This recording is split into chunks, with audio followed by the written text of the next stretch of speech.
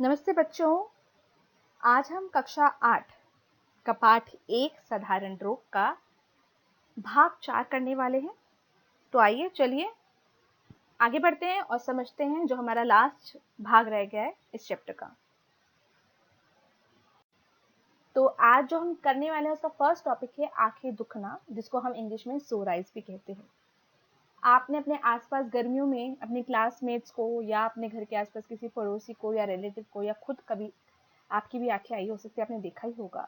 तो हम इस साधारण रोग के बारे में आज जानते हैं कि कैसे होता है, क्यों होता है, कैसे हम इसका बचाव कर सकते हैं, इत्यादि इत्यादि।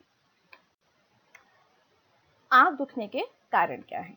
तो जो पहला कारण है आंख दुखने का बच्चों, वो होती है व्यक्तिगत अस्वच्छता। मतलब खुद को साफ ना रखना, खुद के शरीर की सफाई ना करना। जैसे टाइम टू टाइम नहाना नहीं, गंदे हाथ रखना, नेल्स बढ़ा लेना, गंदी जगह को छूने के बाद हाथों को साबुन से ना धोना और फिर उन्हीं गंदे हाथों से अपनी आंखों को मसल लेना।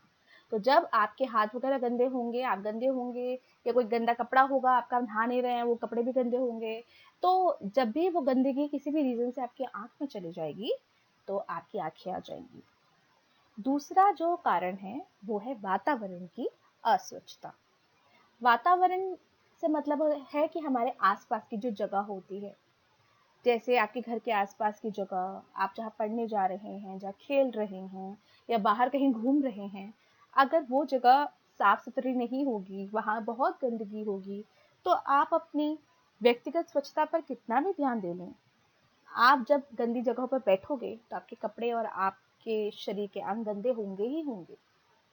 तो गंदे वातावरण में रहने की वजह से आप गंदे होंगे। आप जब गंदे होंगे तो आप गंदे हाथ आपकी आंखों पे लगेंगे या गंदे कपड़े से आप अपनी आंखों को पोंछोगे, तो उसकी वजह से जब भी गंदगी आपकी आंखों में जाएगी तो आपकी आंखें आ जाएंगी। दूसरा कि आंखों में धूल चली जाती है या गंदगी चली जाती है, बेसिकली उससे हमारी आंखें आती हैं। और बच्चों, ये जो आंख दुखना है ये संपर्क द्वारा फैलने वाला रोग है। हम पहले भी पढ़ चुके हैं इस पाठ में। संपर्क द्वारा फैलने वाला रोग कौन सा होता है? जो छूने से, टच करने से फैलता है। तो अगर कोई व्यक्ति रोगी है, उसकी आंखें आ गई हैं, अगर वो आपको अपनी आंखों को टच करने के बाद आपको टच कर रहा है या जिस हैंकी से उसे अपनी आंखें पहुंची होंगी, आप उसका हैंकी यूज कर ले तो आपकी भी आंखें आ जाएंगी। नेक्स्ट, रोग के लक्षण। पहला जो लक्षण है इस रोग का वो है आंखें लाल होना। इसमें आपकी आंखें एकदम लाल हो जाती हैं, आपकी आंखें सूज जाती हैं, सूजन आ जाती है आपकी आंखों पर। आंखों से पानी बहता है और गंदगी निकलती रहती है। आंखों में दर्द होता है, आंखें खोलने में रोगी को बहुत कठिनाई होती है और आंखों में खुजली और जलन होती रहती है। इसलिए आपने देखा होगा, जिस व्यक्ति की आंखें आई होती है वो रोगी व्यक्ति अपनी आंखों को हर थोड़ी थोड़ी देर में मसल रहा होता है, क्योंकि उसे खुजली होती है, जलन हो रही होती है। नेक्स्ट है बच्चों, परिचर्या एवं उपचार। तो जो पहला हमारा परिचर्या एवं उपचार है वो है कि हमें रोगी व्यक्ति को तेज रोशनी से दूर रखना है, ताकि उसकी आंखों पर कोई बुरा असर ना पड़े। इस टाइम उसकी आंखें बहुत कमजोर होती हैं, तो तेज रोशनी से उसकी आंखों पर बुरा असर हो सकता है। सेकेंड है, आंखों को बोरिक के घोल से धोना है व सेकना है। जो बोरिक होता है, ऐसे सफेद रंग का पाउडर होता है, इसे हम पानी में घोल कर फिर अपना जो साफ धुला हुआ कपड़ा होता है उसको इस डिप घोल में डालते हैं, डिप करते हैं और फिर अपनी आंखों को उससे हम सेक लेते हैं। या इसी पानी में, बहुत ज़्यादा पानी में थोड़ा सा बोरिक का पाउडर लेते हैं, उसका घोल बनाते हैं और उस घोल से, उस पानी से हम अपनी आंखों को धोते रहते हैं। तो इससे आपकी आंखों की सूजन में, जलन में, खुजली जो हो रही होती है उसमें काफ़ी रिलीफ मिलता है। नेक्स्ट है, आंखों को नेत्र विशेषज्ञ को दिखाकर उसकी परामर्श अनुसार आंखों में दवाई डालनी चाहिए। तो जैसे ही आपको पता चलता है कि किसी व्यक्ति की आंखें आ गई हैं, लक्षण हमने पढ़ ही लिए हैं, तो आपको पता चल जाएगा वो लक्षण देखकर कि इस व्यक्ति की आंखें आई हुई हैं। तो घर में अगर आपका कोई ऐसे सदस्य है तो आप तुरंत उसको आई स्पेशलिस्ट के पास लेके जाएं और जैसे डॉक्टर बोले, जो दवाई डालने के लिए बोले वो ही डालें, अपने घर के नुस्खे ना अपनाएं। नहीं तो आँख बहुत सेंसिटिव ऑर्गन है बेटा, वो और ज़्यादा डैमेज हो सकता है। इसलिए हमें डॉक्टर की परामर्श के अनुसार ही दवाइयाँ डालनी है और जैसे वो बोले वैसे ही स्टेप्स हमें फॉलो करने हैं ताकि हम जल्दी से जल्दी ठीक हो सके। हमारा नेक्स्ट टॉपिक है रोग से बचने के उपाय। पहला उपाय है कि हम इस रोग से बच सके वो है कि अगर आपके घर में कोई भी व्यक्ति है जिसकी आंखें आई हुई हैं तो हमें उसको बाकी घर के सदस्यों से अलग रखना है। क्यों रखना है? बिल्कुल आपने सही गेस करा बच्चों, हमने पढ़ा ही था कि ये संपर्क द्वारा फैलने वाला रोग है। अगर गलती से भी किसी स्वस्थ व्यक्ति ने उस व्यक्ति को टच करा जहां पर उसकी आंखों से पानी निकल रहा होगा या उसका हैंकी टच कर लिया है जिससे वो बार बार अपनी आंखें पहुंच रहा होगा, तो वो जो बैक्टीरियाज हैं, जो जीवाणु हैं, वो आपके बॉडी पे आ जाएंगे टच के द्वारा, संपर्क के द्वारा। और जब आप अपनी आंखों को उन गंदे हाथों से मसलेंगे तो आपकी आंखों में प्रवेश कर जाएंगे और आपकी भी आंखें आ जाएंगी। इसलिए हमें रोगी को स्वस्थ व्यक्तियों से अलग रखना है। दूसरा है आंखों को स्वच्छ शीतल जल से धोना चाहिए।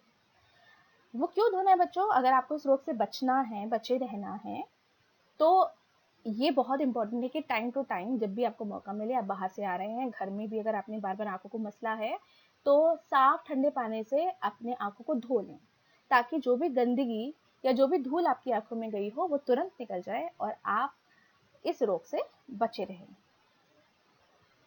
नेक्स्ट है, अगर संभव हो तो रोगी को आंखों पर चश्मा लगाना चाहिए। वो क्यों लगाना चाहिए? ताकि डायरेक्ट सनलाइट से या तेज रोशनी से रोगी जो है वो बच सके और उसकी आंखों पर ज्यादा बुरा इफेक्ट ना पड़े। और अगर आप चाहते कि आप रोग से बच सके इससे, तो अगर आप कहीं बाहर जा रहे हैं, आप देखते हैं कि गर्मियों में बहुत धूल उड़ती है, हवा चलती है, तो उस मौसम में अगर आप बाहर निकल रहे हैं तो बिल्कुल चश्मा लगा के बाहर निकलें। और एक तो तेज रोशनी से आपकी आंखें बची रहेंगी, दूसरा डायरेक्ट धूल जब उड़ती है तो डायरेक्ट आपकी आंखों में नहीं जाएगी, ठीक है। और अगर चली गई है तो हमें क्या करना है? इस रोग से बचने के लिए हमें क्या करना है? घर आते के साथ ही तुरंत ही अपनी आंखों को साफ पानी से धो लेना है। बच्चों, अब जो हमारा नेक्स्ट टॉपिक है वो है मलेरिया। मलेरिया एक संक्रामक रोग है जो भारत जैसे गर्म देशों में अधिक होता है। ये रोग एक सूक्ष्म परजीवी के कारण होता है जो मादा एनोफिलीज नामक मच्छर के पेट में पनपते हैं। बच्चों, जब ये मच्छर किसी व्यक्ति को काटते हैं तो इन मच्छरों के लार के द्वारा परजीवी उस व्यक्ति के रक्त में प्रवेश करके उसे रोगी बना देते हैं। रक्त में इनकी संख्या बढ़ती रहती है और जब मच्छर रोगी को काटता है तो ये परजीवी मच्छर के पेट में चले जाते हैं और वहां पर पनपने लगते हैं। इसी प्रकार सूक्ष्म परजीवी का जीवन चक्र चलता रहता है और इनकी संख्या बढ़ती रहती है। आप स्क्रीन पर एक डायग्राम फ्लो चार्ट देख रहे हैं। अगर इसके द्वारा मैं आपको सरल भाषा में समझाना चाहूँ तो जहाँ नंबर 1 लिखा हुआ है वो फर्स्ट इन्फेक्टेड मॉस्किटो है, मतलब वो ऐसा मच्छर है जिसके पेट में सूक्ष्म परजीवी हैं, पनप रहे हैं और उनकी मात्रा बढ़ चुकी है। अब जब ये फर्स्ट इन्फेक्टेड मॉस्किटो मच्छर किसी भी स्वस्थ व्यक्ति को काटेगा तो वो व्यक्ति रोगी हो जाएगा। वो रोगी कैसे होगा? जब मच्छर स्वस्थ व्यक्ति को काटेगा, पहले स्वस्थ व्यक्ति को काटेगा, तो मच्छर के लार के द्वारा व्यक्ति के रक्त में सूक्ष्म परजीवी प्रवेश कर जाएंगे।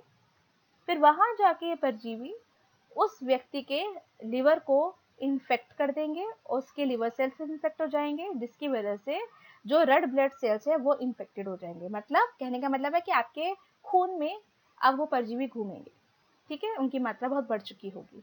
अब जब कोई और मच्छर इस रोगी व्यक्ति को काटेगा तो और वो उसका खून चूसेगा तो वो जो खून है वो मच्छर के पेट में जाएगा। अब खून के अंदर रोगाणु है, ठीक है, मलेरिया के सूक्ष्म परजीवी हैं। अब वो इस मच्छर के पेट में पनपेंगे। अब ये जहाँ सेकेंड नंबर लिखा है, ये जो मच्छर है, जब इस मच्छर ने पहले इन्फेक्टेड पर्सन को काटा तो उसका खून उसने चूसा और इसके पेट में आया। इसके पेट में सूक्ष्म परजीवी उस रक्त के साथ आ गए, उस रोगी व्यक्ति के रक्त के साथ आ गए। अब इस सेकेंड इन्फेक्टेड मॉस्किटो के पेट के अंदर वो पनपेंगे और अब जब ये मच्छर किसी और स्वस्थ व्यक्ति को काटेगा तो उसको भी रोगी बना देगा मलेरिया का, और फिर ऐसे ही ये चक्र चलता जाएगा। ठीक है, नेक्स्ट जो है इस टॉपिक में हम पढ़ने वाले हैं वो है रोग के लक्षण। तो पहला लक्षण है वो है रोगी के शरीर और सर में दर्द होना। सेकंड, रोगी का जी मचलना और उल्टी आना। सर्दी लगकर तेज बुखार चढ़ना और बुखार उतरते समय पसीना आना। नेक्स्ट है परिचर्या एवं उपचार। रोगी को विश्राम की बहुत आवश्यकता होती है, तो हमें बिल्कुल मेक श्योर करना है कि जो रोगी है वो ज्यादा से ज्यादा आराम करे। रोगी को डॉक्टर की सलाह से ही दवाई देनी चाहिए। ऐसा नहीं कि बुखार चढ़ गया है तो कोई भी दवाई जो घर में रखी है वो हम दे दें रोगी को, किससे बुखार उतर जाएगा, ऐसे नहीं करना। डॉक्टर की सलाह के अनुसार ही हमें दवाई देनी है ताकि उसकी रोग की गंभीरता और ना बढ़े। रोगी को हल्का भोजन देना है क्योंकि वो बीमार है, उसे बुखार भी है, उल्टियां भी हो रही हैं, उसको शरीर में भी दर्द है, सर में भी दर्द है, मन खाने का वैसे भी नहीं करता। प्लस जब हम रोगी होते हैं तो हमारी रोग प्रतिरोधक क्षमता कम हो जाती है, पाचन शक्ति हमारी कम हो जाती है। तो अगर हम उसको नॉर्मल खाना देंगे रोगी को तो वो खा ही नहीं पाएगा, उसे हजम ही नहीं होगा वो खाना। इसलिए हमें उसे हल्का खाना देना है और ऐसा खाना देना है जो उसका मनपसंद खाना हो, ताकि वो बीमारी में भी उसको थोड़ा खाए बट खा ले। लास्ट है कि ज्वर उतरते समय हमें असावधानी नहीं करनी है। अगर आपको लगता है कि अच्छा मैंने दवाई खाई, मेरा बुखार उतर गया, मुझे बाकी की दवाइयाँ नहीं खानी है, कोर्स पूरा नहीं हुआ आपका, बाकी की दवाइयाँ आपने छोड़ दी कि बुखार उतर गया, ऐसे नहीं करना। आपको अपने डॉक्टर ने जो कोर्स बोला है बुखार उतरने के बाद भी उस कोर्स को पूरा करना है। दवाइयाँ बची है तो उनको खानी है, विश्राम करते रहना है और खाना हल्का ही, कोशिश करना है कि हल्का ही खाना खाए, नहीं तो बुखार वापस आएगा, इसलिए फिर ज्यादा वीकनेस आ जाएगी आपके शरीर में। नेक्स्ट है रोग से बचाव के उपाय। मेन रीजन जो इस रोग का है बच्चों वो है मच्छर। अगर मच्छर ही ना हो तो रोग ही नहीं होगा। तो हमें कोशिश ये करनी है कि या तो मच्छर नष्ट हो जाए या तो मच्छर आपके पास आ ही ना पाए, आपको काट ही ना पाए। इसके लिए बहुत सारे ऑप्शन है जो हम फॉलो कर सकते हैं। तो पहला स्टेप है कि जो मच्छर होते हैं वो ठहरे हुए पानी में अंडे देते हैं और वहीं पलते हैं। अगर हम गंदे पानी के गड्ढों को मिट्टी से भर दें या फिर गंदे पानी की सतह पर मिट्टी का तेल छिड़क दें तो मच्छर के जो लार्वे हैं वो मर जाएंगे, तो मच्छर पनपेंगे ही नहीं, तो हमें काटेंगे ही नहीं। राइट।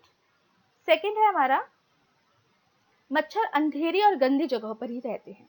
तो अगर आपके घर में हवा का, धूप का व प्रकाश का पूरा अरेंजमेंट होगा, अच्छे से आपके घर में धूप आ रही होगी, हवा आ रही होगी और बहुत ज्यादा प्रकाश होगा, आपके घर के अंदर रोशनी होगी हर जगह, तो आपके घर में मच्छर नहीं आएंगे। प्लस घर में सफाई रखनी बहुत जरूरी है, सफाई का भी ध्यान रखना है। नेक्स्ट है रात को सोते समय मच्छरों से काटने से बचने के लिए मच्छरदानी का हम प्रयोग कर सकते हैं तथा मच्छर भगाने वाली क्रीम भी शरीर पर लगाई जा सकती है। तो आप स्क्रीन पे देख ही रहे हैं बच्चे, मच्छरदानी है मच्छरों से बचने के लिए। ओडोमॉस है जिसको आप अपने बॉडी पर लगा सकते हैं जिससे मच्छर नहीं आते उसकी स्मेल से। अगर आपके पास ओडोमॉस नहीं है तो मार्केट में आजकल खूब सारे प्रोडक्ट्स हैं, अलग अलग किस्म के, अलग अलग कंपनीज के। आप कोई भी प्रोडक्ट यूज कर सकते हैं मच्छरों को भगाने वाला। जैसे कि आजकल स्प्रे आते हैं, आप स्प्रे लग कर दे अपने बच्चों को अपने ऊपर और सो जाएं तो मच्छर आप में नहीं आएंगे। या तो बच्चों को अगर आपको पार्क जाना है, अब आपको टेंशन है कि भाई मच्छर काट लेंगे पार्क में, कैसे होगा, स्कूल जा रहे हैं वहां मच्छर काट लेंगे, कैसे होगा, कैसे बचाएं। तो ये हमारे प्रोडक्ट्स हैं जो हमें मच्छरों से बचा सकते हैं। तो अगर आपका बच्चा पार्क जा रहा है, स्कूल जा रहा है, तो आप इसको स्प्रे कर दें। मच्छर कुछ घंटों के लिए, 6 से 8 घंटे के लिए नहीं काटेंगे, 6 से 8 घंटे के बाद दोबारा स्प्रे कर लें। ऐसे ही अगर आपको ये स्प्रे नहीं है तो आप फैब्रिक रोल ऑन यूज कर सकते हैं। फैब्रिक रोल ऑन को आपको 4 डॉट कपड़े पे लगानी होती है, तो उसकी स्मेल इतनी स्ट्रॉन्ग होती है कि मच्छर आपके पास ही नहीं आते हैं। इसके अलावा ऑल आउट के आपकी मशीन्स होती हैं, रिफिल्स होते हैं, आप उनको यूज कर सकते हैं। तो बहुत सारे मार्केट में चीजें हैं जिनको आप यूज कर सकते हैं जिससे मच्छर आपके करीब आएंगे ही नहीं, आपको काटेंगे नहीं तो मलेरिया होगा नहीं। नेक्स्ट है बच्चों, मच्छरों को भगाने के लिए नीम, गूगल या बाजार से मिलने वाली टिक्के का धुआं भी हम कर सकते हैं। अगर आपके पास नीम है या गूगल है तो वेल एंड गुड, आप उनका यूज कर सकते हैं। अगर नहीं है तो मार्केट में फिर दोबारा से बहुत सारे प्रोडक्ट्स अवेलेबल हैं, जैसे कछुआ चाप है, आपकी ऑल आउट वाले शीट आती है जो इंस्टेंट धुआं करके मच्छरों को भगा देती है, तब कुछ भी यूज कर सकते हैं। नेक्स्ट है, अधिकतर जो मच्छर हैं वो दीवारों के कोनों में जहाँ अंधेरा होता है वहां बैठते हैं। अगर घर की दीवारों पर मच्छर मारने वाली दवाई का छिड़काव कर दिया जाएगा तो मच्छर वहां पर बैठेंगे नहीं, ना पनपेंगे। ठीक है, तो आपको अलग अलग कंपनीज के जो स्प्रेज आते हैं आप उनका यूज करके अपने घर के कोनों में उनका, या जहां पर आपका हाथ नहीं पहुंच सकता, जहां आपको लगता है कि अंधेरा रहता है या प्रॉपर सफाई नहीं हो पा रही है, आप वहां पर इनका स्प्रे का इस्तेमाल करें और आपके मच्छर मर जाएंगे, पनपेंगे नहीं। और मोस्ट इम्पॉर्टेंट, घर के अंदर भी आपको सफाई का पूरा ध्यान रखना है, बट घर के बाहर भी सफाई का पूरा ध्यान रखना है। क्योंकि अगर आपने घर में सफाई करी है और बाहर कूड़ा पड़ा है, गड्ढे हैं, पानी भरा हुआ है, तो बच्चे, मच्छर तो अगर बाहर होंगे तो दरवाजा खुलते के साथ आपके घर के अंदर एंटर करेंगे ही करेंगे। तो जितनी जरूरत घर के अंदर सफाई की है उतनी या उससे ज्यादा जरूरत घर के बाहर की सफाई की है। तो आप अपने घर और घर के आसपास सफाई का विशेष ध्यान रखें। नेक्स्ट टॉपिक बचाव के टीके हैं। बच्चों, कुछ जानलेवा रोग होते हैं जैसे श्रेय रोग है, कंठरोहिणी, काली खांसी, टेटनस, खसरा। इन जानलेवा रोगों से बचने के लिए बहुत बहुत जरूरी है कि हम बच्चों को इन रोगों से बचने वाले जो टीके हैं वो लगवाएं, जरूर लगवाएं। इसके अलावा अपाहिज करने वाले रोग है जैसे पोलियो है, तो उससे बचाव के लिए पोलियो की जो दवाई की खुराक है वो बच्चों को पिलाना बहुत ज़्यादा ज़रूरी है। बच्चों, ये जो बचाव के टीके हैं ये आपके आसपास जो भी सरकारी अस्पताल होते हैं, आपके घर के आसपास डिस्पेंसरीज हैं या स्वास्थ्य केंद्र हैं, वहाँ मुफ्त में लगाए जाते हैं। बट आपको ये जानना ज़रूरी है कि ये लगवाने बहुत ज़रूरी हैं। ये 6 हमारे यहाँ सामने स्क्रीन पर आपको टीके दिख रहे हैं, ये 6 टीके लगवाने बहुत ही ज़्यादा ज़रूरी हैं ताकि आप भयानक रोगों से बचे रहें। तो इस टेबल की तरफ चलते हैं। ऊपर लिखा है कि टीका कब लगवाएं और कौन सा टीका लगवाएं। तो पहला है जन्म पर। जन्म पर हमें बीसीजी का टीका लगवाना चाहिए। बीसीजी का फुल फॉर्म है बैसिलस कैलमेटे यूरिन। ये जो टीका है बच्चों, ये आपको ट्यूबरकुलोसिस मतलब श्रेय रोग से, जो टीबी की बीमारी को आप कहते हो, उससे आपको बचाता है। नेक्स्ट है 1.5 महीने की उम्र में डीपीटी का टीका। डीपीटी में डी का मतलब है डिप्थीरिया, पी का है पेट्यूसिस एंड टी का मतलब है टेटनस। तो एक ही टीका आपको 3 बीमारियों से बचाता है। तो 1.5 महीने की उम्र में आपको डीपीटी का पहला टीका लगवाना है और पोलियो की पहली खुराक लेनी है। 2.5 महीने की उम्र में आपको डीपीटी का दूसरा टीका और पोलियो की दूसरी खुराक लेनी है। 3.5 महीने की उम्र में हमें डीपीटी का तीसरा टीका और पोलियो की तीसरी खुराक लेनी है। और 9 महीने की उम्र में हमें खसरे का टीका लगवाना है। 1.5 साल से 2 साल की उम्र के बीच में हमें डीपीटी का बूस्टर टीका और पोलियो की बूस्टर खुराक लेनी है। बच्चों, बहुत ज़रूरी है कि अगर हम इन रोगों से बचे रहें, सुरक्षित रहें, तो इसके लिए बहुत ज़रूरी है कि हम नियमित समय पर टीका लगवाते रहें और अपनी जो खुराक है पोलियो की वो पूरी खुराक लें। लेकिन अगर किसी भी कारणवश यदि कोई टीका लगवाने में देर हो जाती है, तब भी वो टीका डॉक्टर की परामर्श अनुसार ज़रूर आप लगवाएं ताकि आप इन ऐसे भयानक या जानलेवा रोगों से बचे रहें, स्वस्थ रहें। तो बच्चों के साथ हमारा ये जो टॉपिक है ये खत्म होता है। अगर आपको इस टॉपिक में कहीं पे भी कोई कंफ्यूजन रह गई हो, कोई डाउट हो, कोई आपको पोर्शन, कोई पार्ट समझ में ना आया हो, तो आप मुझे कमेंट बॉक्स में लिख दें अपनी क्वेरी। मैं आपको ज़रूर उस क्वेश्चन का आंसर, सॉल्यूशन बताऊंगी। Thank you for watching my video friends. अगर आपको मेरी वीडियो थोड़ी सी भी अच्छी लगी हो, हेल्पफुल लगी हो, तो आप इसको आगे शेयर करें, लाइक करें और मेरे इस चैनल को सब्सक्राइब करें और बेल आइकन का बटन दबाना ना भूलें क्योंकि मैं और भी चैप्टर्स की वीडियोस डालने वाली हूँ। तो अगर आपने बेल आइकन दबाया होगा तो आपको नोटिफिकेशन आ जाएंगी कि जब भी मैं कोई नई वीडियो डालूंगी तो आपकी कोई नई वीडियो, कोई भी इंपॉर्टेंट वीडियो मिस नहीं होगी। तो इसी के साथ मैं अपना ये वीडियो ख़त्म करती हूँ और again and again and again दिल से आप सबके लिए, आप सबको बहुत सारा थैंक यू।